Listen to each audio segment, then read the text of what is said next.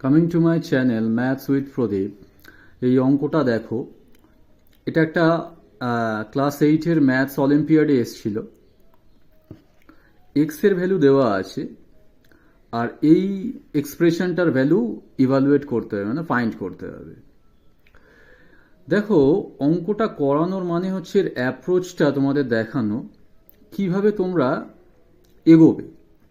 মানে তুমি যদি ডিরেক্ট ভ্যালু পুট করো তাহলে এর ক্যালকুলেশন খুব কমপ্লিকেটেড হয়ে যাবে। কিন্তু দেখো সহজভাবে কিভাবে এটাকে করা যায়। x equals to √19 plus 8√3, right?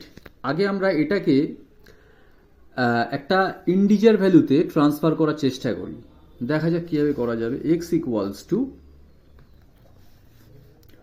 √19 plus 8√3। দেখো 8√3 কে আমরা যদি এভাবে ব্রেক করি, 8 কে 2 into 4 into √3, right?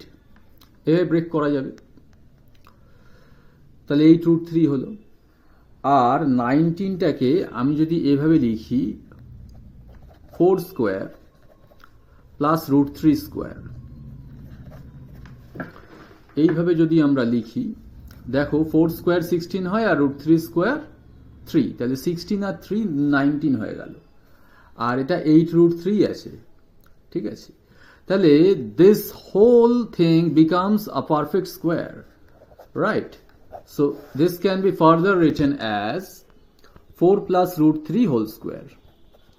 4 plus √3 whole square. তাহলে x equals to আমাদের কি দাঁড়াচ্ছে, এই রুটটা উঠে গেলে দাঁড়াচ্ছে 4 plus √3। ওকে, এটা প্লাস মাইনাস ধরতে পারো,